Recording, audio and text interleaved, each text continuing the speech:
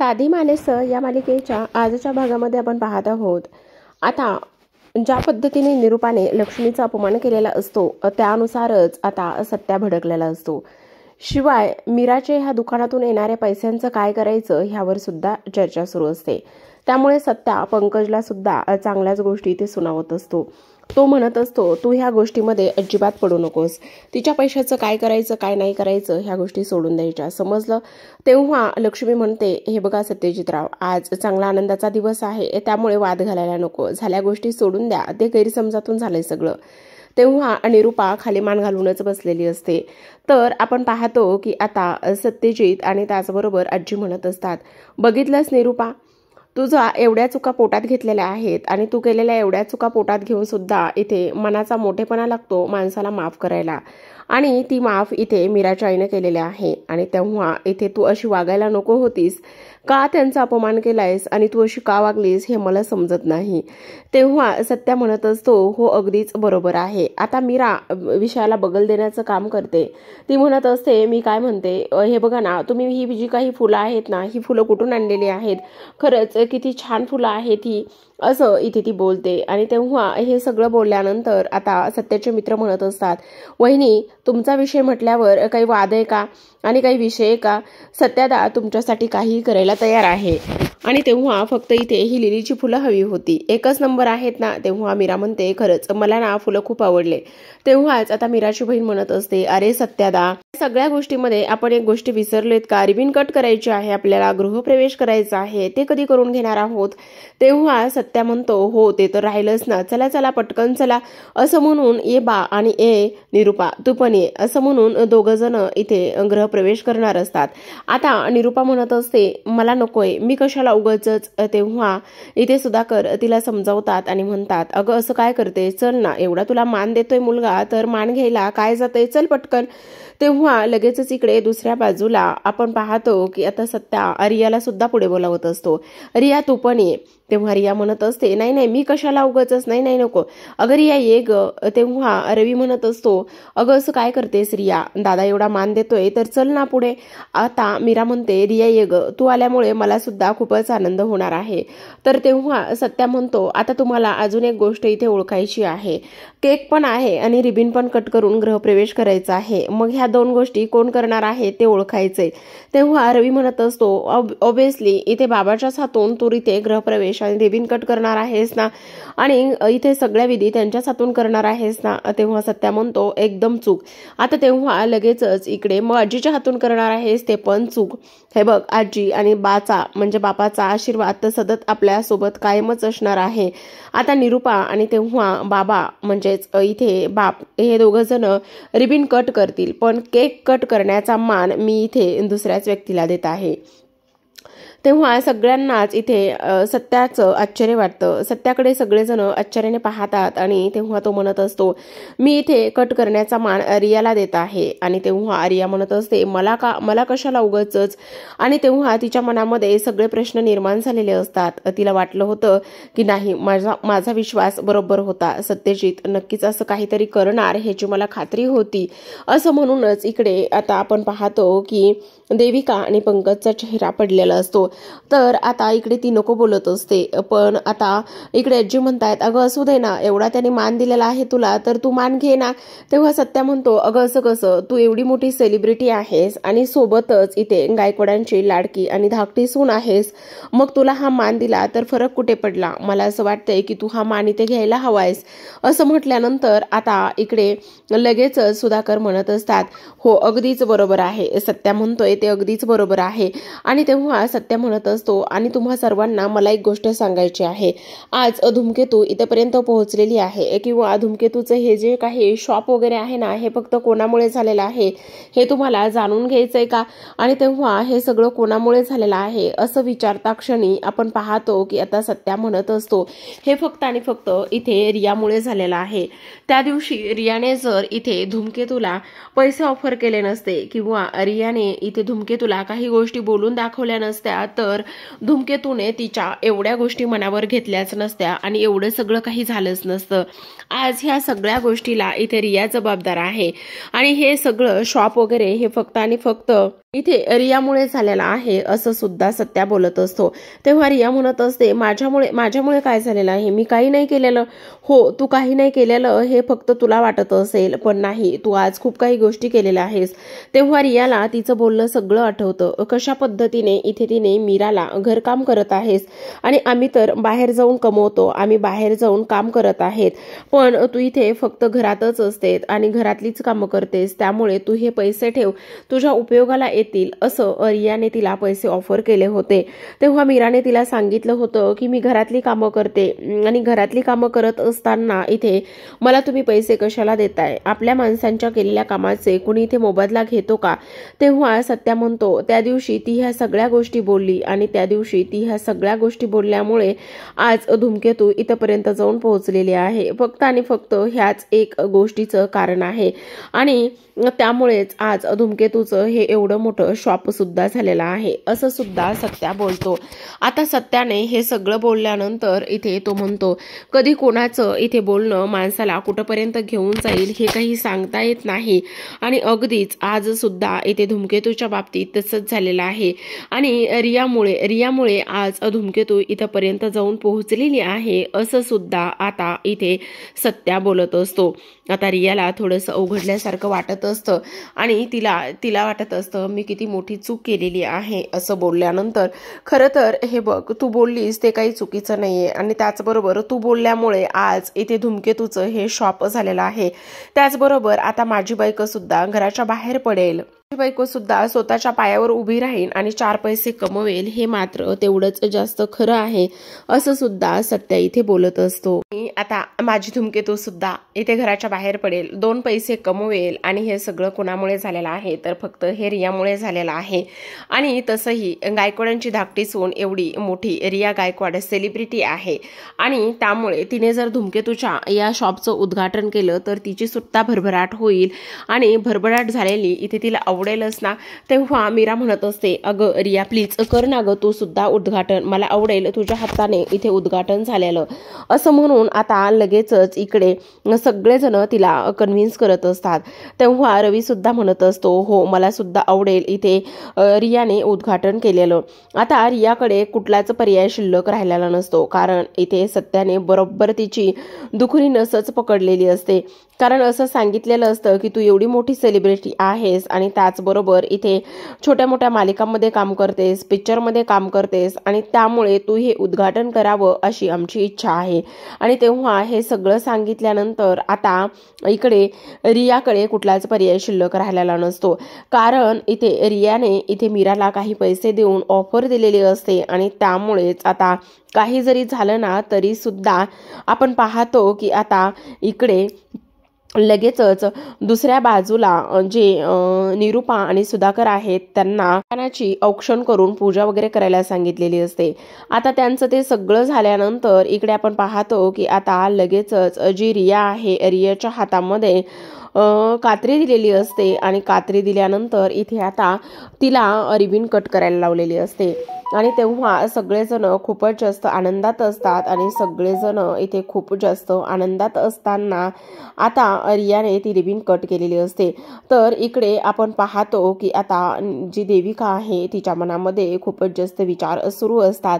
Finally आता इथे मीरा जी आहे ती इथे ह्या दुकानाची मालकीण झालेली असते आणि सत्याने तिच्या स्वप्नामध्ये जशा पद्धतीची तिला गोल फिरणारी खुर्ची हवी होती आणि त्याच पद्धतीने इथे आता तिच्याकरिता खुर्ची सुद्धा अरेंज केलेली असते आणि तिच्याकरिता खुर्ची अरेंज केल्यानंतर आपण पाहतो की आता सत्या तिला त्या गोल खुर्चीमध्ये फिरवण्याचं काम सुद्धा करत असतो आणि मीरा सुद्धा त्या खुर्चीमध्ये बसून अगदीच आनंद घेत असते।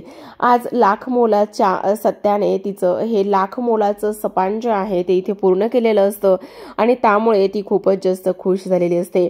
तेव्हा सत्या म्हणत असतो, काय मग धूमकेतू, तुझं स्वप्न पूर्ण झालं ना। आणि तेव्हाच इकडे मीरा म्हणत असते, हो अगदी हे सगळं तुमच्यामुळे शक्य झालेलं आहे। माझं लाख मोलाचं स्वप्न, माझ्या आयुष्यात असलेल्या लाख मोलाच्या नवऱ्यानेच माझं इथे स्वप्न पूर्ण केलेलं आहे असं सुद्धा आता इथे जो सत्या मीरा आहे ती सत्याला सांगत असते. आणि सत्याला ह्या सगळ्या गोष्टी सांगितल्यानंतर मीरा सुद्धा अगदीच खुश झालेली असते. कारण आज किती नाही म्हटलं तरी सुद्धा आज मीराचं हे स्वप्न पूर्ण झालेलं असतं. तर आपण पाहतो की आता इकडे कशा पद्धतीने जी काही इथे पंकज आहे तो म्हणत असतो, नको उगाचच ह्या सगळ्या गोष्टी इथे करू, आणि त्याचबरोबर ह्या सगळ्या गोष्टी करण्याची काही गरज नाहीये. हे बघ, ती फुल विकणार आहे आणि तू तर एवढ्या मोठ्या पार्लरची मालकीण आहेस, आणि एवढ्या मोठ्या पार्लरची मालकीण असल्या कारणाने इथे तुला ह्या सगळ्या गोष्टींनी काही फरक नाही पडला पाहिजे, समजलं. असं म्हटल्यानंतर आता इकडे आपण पाहतो मीरा आनंदात असते, पण देविकाच्या मनामध्ये विचार सुरू असतात, इथे माझं तर पार्लर सुद्धा माझ्या हातून गेलेला आहे. पण सगळ्यात महत्त्वाची गोष्ट म्हणजेच की इथे ही मीरा आता ह्या खुर्चीमध्ये बसून मालकीण होणार आणि मी तिकडे पार्लर माझ्या हातून गेलेला आहे, मग मी आता काय करणार असं तिच्या मनामध्ये सुरू असतं. त्याचबरोबर इकडे आता निरूपा विचार करत असते की पण हे सगळ्या गोष्टी मला अजिबात नाही आवडल्या. म्हणजे हे माझं दुकानावर नाव वगैरे ह्या सगळ्या गोष्टी काही करायची वगैरे गरज नव्हती. तर इकडे आजी म्हणत असतात, अगं अशी कशी गरज नव्हती, उलट किती आनंदाचा दिवस आहे आज, तुला कळतंय का. आणि तेव्हा येथे सत्याने सगळं काही किती छान केलेलं आहे. त्याचबरोबर आपण पाहतो की आता इकडे जी लक्ष्मी आहे ती म्हणत असते, खरं तर माझं चुकलेलं आहे, मी मीराला इथे शिकवायला पाहिजे होतं. आणि तेव्हा हे बघा, शिक्षण तर महत्त्वाचं आहेच, पण आपलं शिक्षण झालं नाही म्हणून एका जागी ठीक शांत बसणं किंवा फक्त मी काहीच शिकले नाहीये, मी काहीच करू शकत नाही, ह्या गोष्टीचा विचार न करून इथे पुन्हा नव्याने कामाला तयार करणे आणि आपल्या अंगात असलेले कुशलता हे सगळं वापरून काम करणं हे खूप जास्त महत्त्वाचं आहे.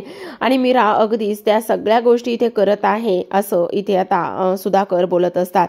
पण इकडे मात्र लक्ष्मीच्या डोळ्यामध्ये पाणी आलेलं असतं आणि ती म्हणत असते, खरं तर आज हे जिथं कुठं बी असतील ना तिथून हे ह्या मीराला आणि सत्यजित रावांना आशीर्वाद देत असतील, कारण आज सत्यजित रावांनी इथे मीराने पाहिलेलं स्वप्न पूर्ण केलेलं आहे. आणि मीराने पाहिलेलं स्वप्न पूर्ण केल्यामुळे मला तर खूपच जास्त आनंद इथे झालेला आहे असं इथे आता ते बोलत असतात.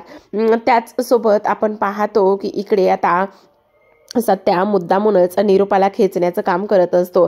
आणि काय गे निरूपा, तुझं नाव इथे दिलेलं आहे त्यामुळे तुला आनंद झालेला आहे ना. तेव्हा निरूपा म्हणते, पण हे सगळं करण्याची काही गरज नव्हती, म्हणजे माझं नाव वगैरे ह्या सगळ्या गोष्टी इथे देण्याची काही गरज नव्हती.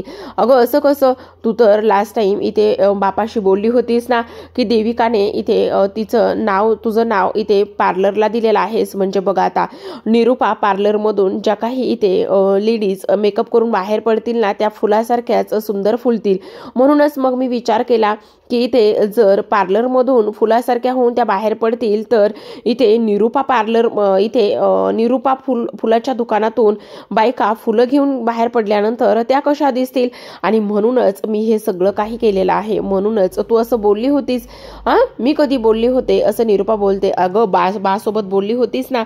आणि असं म्हणूनच सत्या मुद्दामूनच सुधाकरांना डोळा मारत असतो. आणि तेव्हा सुधाकर सुद्धा त्याच्या हुलाहो मिळवत असतात. ते म्हणत असतात, अगं हो निरूपा, तू विसरली अशील, बोलली होतीस तू मला, आणि देविकाने इथं तुझ्या पार्लरचं नाव निरूपा ब्युटी पार्लर ठेवलंय म्हणून तू असं बोलली होतीस. हो का, मी असं बोलले.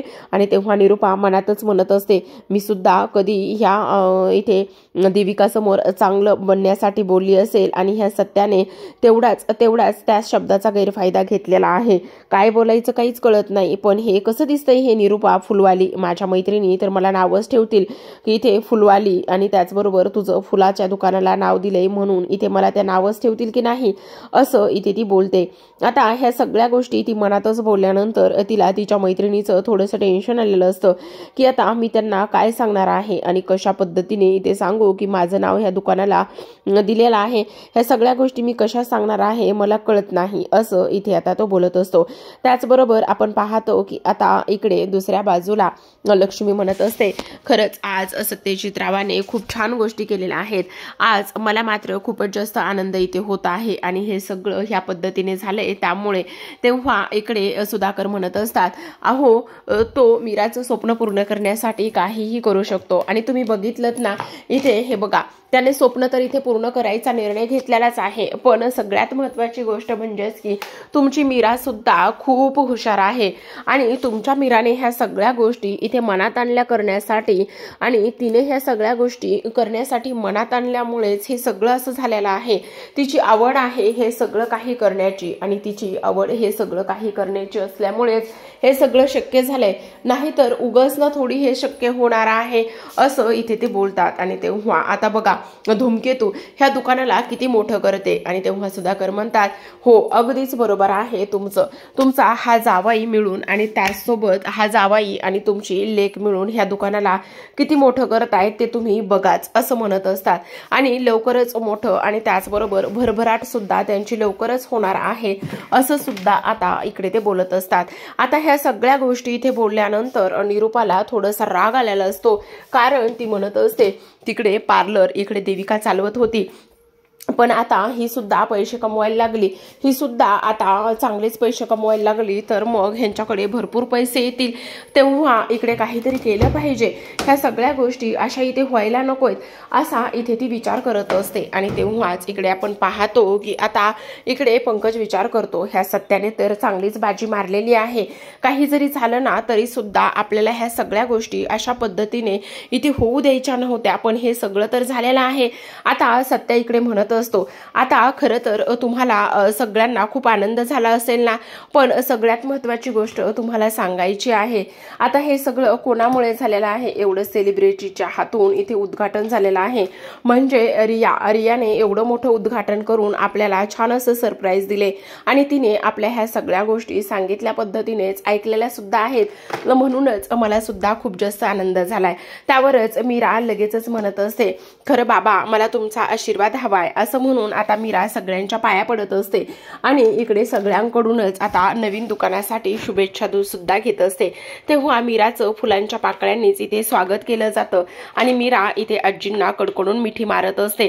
त्याच सोबत आपण पाहतो की आता आशीर्वाद सुद्धा दिलेले असतात आणि मीरा, हे बघ मला खात्री आहे तू आतापर्यंत जसं घराला एकत्र बांधून ठेवलंयस तसं ह्या दुकानामध्ये सुद्धा तू भरभरून इथे प्रगती करशील आणि भरभरून प्रगती केल्यानंतर तुझं यश हे काही वेगळं सांगायला नकोय किंवा तुला यश सुद्धा लवकरच मिळेल असं सुद्धा आता इकडे ते बोलत असतात. त्याचबरोबर आपण पाहतो की आता इकडे दुसऱ्या बाजूला सत्याला खूप मोठं काम करायचं असतं आणि ते काम म्हणजेच की इकडे जी काही रिया आहे, रियाला पुन्हा चांगला धडा शिकवायचा असतो. कारण आज इकडे सत्याने हे सगळं का कोणासाठी कसं केलेलं आहे, तर ते फक्त आणि फक्त इथे त्याच्या धूमकेतूसाठी, आणि रियाने इथे घरामध्ये तिचा अपमान केलेला होता नकळतपणे का होईना पण, आणि तिला काही पैसे दिले होते मीराला, आणि त्या पैशामुळेच इथे दिल्यामुळे किंवा तिला ह्या सगळ्या गोष्टी खालीपणामुळे दाखवल्यामुळेच आता सत्या इथेपर्यंत जाऊन पोहोचलेला असतो. तर आता प्रेक्षकांनो आजच्या भागामध्ये एवढंच. उद्याचा भाग खूप इंटरेस्टिंग आणि रंजक होणार आहे, कारण उद्याच्या भागामध्ये सत्या सगळ्यांचे आभार मानत असतो. मीरा इथे आजींचे आभार मानते, त्यांच्या गळ्यात पण रडायला लागते, अगदीच मनापासून त्यांचे आभार मानते. त्याचबरोबर आपण पाहतो की आता इकडे आजी सुद्धा खूप जास्त खुश झालेल्या असतात.